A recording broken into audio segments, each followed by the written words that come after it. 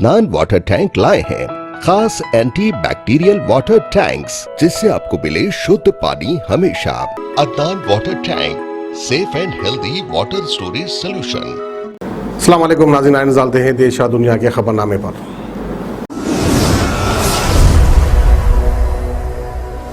सच news के खबरनामे में सबका इस्तकबाल है। आज की सबसे बड़ी खबर आ रही है। ऑक्सीजन पर दिल्ली हाई कोर्ट ने निर्देश दिया है कि शाम 5 बजे चीफ सेक्रेटरी के साथ बैठक करी जाए अस्पतालों में और कल फौरन रिफिलर्स हाजिर हों। दिल्ली में ऑक्सीजन की किल्लत और सप्लाई को लेकर आ रही दिक्कतों के बीच मंडे को हाई कोर्ट में सुनवाई हुई। दिल्ली हाई कोर्ट ने निर्देश दिया है कि चीफ सेक्रेटरी सभी स्टेट होल्डर्स के साथ वो बैठक करें। दिल्ली में ऑक्सीजन की किल्लत पर हाई कोर्ट केंद्र सरकार को फटकार लगा रही है। हाई कोर्ट ने निर्देश किया कि कल की सुनवाई में सभी रिफिलर्स कंपनियां मौजूद रहें। अगर सप्लाई को सुचारू रूप से नहीं किया गया तो रिफिलर्स पर एक्शन हो सकता है।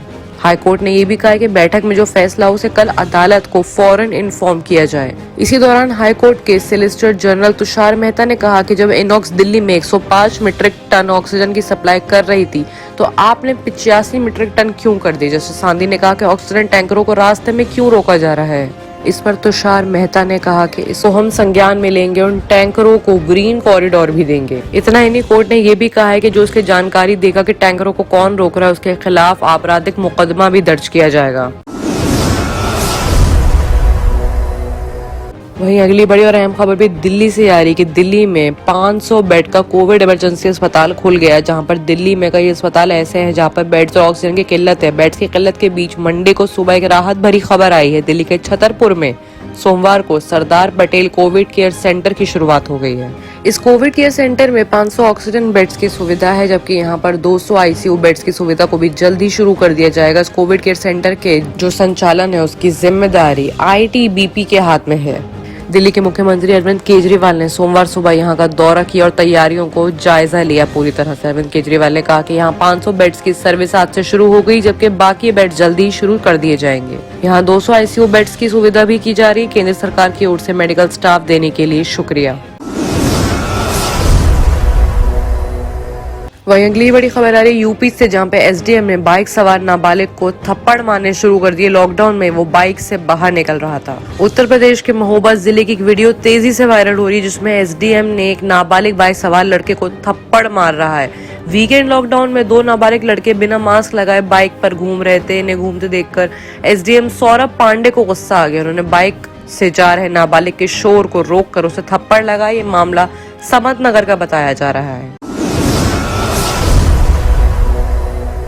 वहीं अगली बड़ी खबर आती है राहुल गांधी की तरफ से, जहां पर राहुल गांधी ने केंद्र पर तंज कसते हुए कहा है कि भारत को भाजपा के सिस्टम का शिकार नहीं बनाया जाए। कांग्रेस सांसद राहुल गांधी ने सोमवार को मुफ्त टीकाकरण की पैरवी की और भाजपा पर अपना निशाना साधा। उन्होंने ट्वीट करके कहा कि अब बहुत चर्चा हो चुकी है और देशवासियों की वैक्सीन अब मुफ्त मिलनी चाहिए, बात खत्म। उन्होंने आखिर में ये भी कहा कि मत बनाओ भारत भाजपा सिस्टम का शिकार।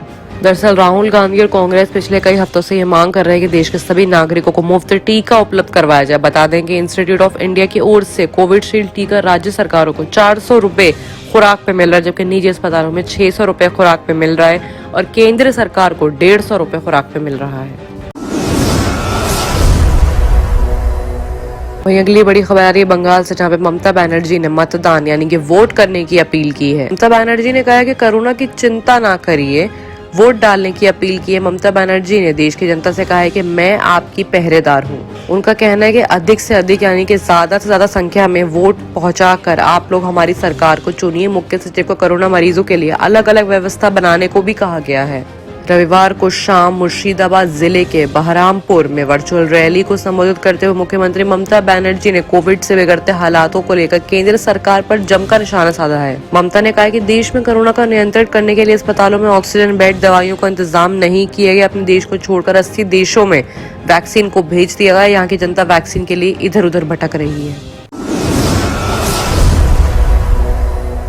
वहीं अगली बड़ी खबर आ रही है कर्नाटक से, जहां पर कोविड के बढ़ते मामलों के बीच कर्नाटक में मंगलवार से 2 हफ्ते का कर्फ्यू लगा दिया है। ऐसे में पब्लिक ट्रांसपोर्ट्स भी सारे बंद कर दिए गए। राज्य में तकरीबन 34,804 नए मामले सामने आए थे। इसी के साथ 13 लाख लोग हो गए थे कोरोना संक्रमित। साथ ही इन दिनों में 140 लोगों की वायरस की वजह से जान जा चुकी है। अब तक 14,000 लोगों की मौत भी हो चुकी है। ऐसे में कर्नाटक के मुख्यमंत्री येदियुरप्पा ने कहा कि राज्य में कोविड कर्फ्यू कल रात 9 बजे से अगले 14 दिनों के लिए लागू रहेगा। उन्होंने कहा कि सुबह 6 से सुबह 10 तक की सारी जरूरी सेवाओं की अनुमति होगी। इसके बाद जरूरी सेवाओं की से जुड़ी दुकानें बंद कर दी जाएंगी।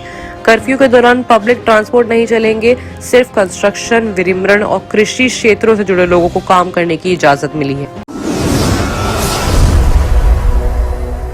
आइए बात करते हैं इंटरनेशनल खबरों की, जहां पे सबसे बड़ी खबर आ रही है यूएस से, जहां पर यूएस से 318 ऑक्सीजन कंसंट्रेटर दिल्ली एयरपोर्ट पहुंचे हैं। बाइडेन ने कहा है कि भारत ने हमारी मदद करी थी, अब जब उसे जरूरत है तो हम उसके साथ खड़े हैं। फ्रांस, रूस और ब्रिटेन के बाद अमेरिका ने मुसीबत की घड़ी में भारत तरफ भी अपनी मदद का हाथ बढ़ाया है। इसी में मद्देनजर सोमवार को अमेरिका ने 318 ऑक्सीजन कंसंट्रेटर दिल्ली एयरपोर्ट पहुंचाए हैं। इससे पहले भारतीय समय नासुर रविवार देर को राष्ट्रपति जो बाइडेन ने कहा कि महामारी की शुरुआत में भारत ने हमारे अस्पतालों में हेल्प भेजी थी, अब जबकि उसको जरूरत है तो हमको मदद के लिए तैयार खड़े रहना चाहिए। उन्होंने कहा कि हम भारत के साथ मिलकर काम कर रहे हैं ताकि कोरोना की इस लहर के दौरान जल्दी से जल्दी मदद और साजो सामान भेजा जा सके। वहीं अगली बड़ी खबर आ रही है सऊदी अरब से, जहां पे एक राहत की खबर है कि सऊदी के दमाम बंदरगाह ने 80 टन ऑक्सीजन भारत के लिए रवाना कर दिए हैं और इस ऑपरेशन ऑक्सीजन मैत्री की शुरुआत अब हो चुकी है। मेडिकल ऑक्सीजन संकट के बीच सरकार ने विविध देशों में अपना कनेक्शन बनाने के लिए ऑपरेशन को शुरू कर दिया। कई देशों में ऑक्सीजन एयरलिफ्ट करी जा रही है। ऐसे में रविवार को सऊदी अरब के दमाम बंदरगाह के 4 क्रायोजेनिक टैंक में 80 टन ऑक्सीजन जता भारत के लिए रवाना हो चुकी है।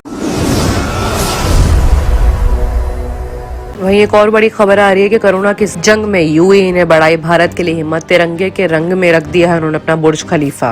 भारत में हर दिन कोविड के रिकॉर्ड के तोड़ मामले बढ़ते ही चले जा रहे हैं। कई मुल्कों में भारत को मदद का हाथ भी मिला है, लेकिन इसमें यूएई ने अलग तरीके से भारत के तरफ अपना मदद का हाथ बढ़ाते हुए सबसे ऊंची इमारत यानी कि बुर्ज खलीफा को तिरंगे के रंगों से रंग दिया। मुसीबत के इस दौर में बुर्ज खलीफा को तिरंगे से रंगों में यूएई ने अपना प्यार जताया है और भारतवासी भी इसको काफी सपोर्ट कर रहे हैं। बाकी की तमाम खबरों के लिए देखते रहिए सच न्यूज।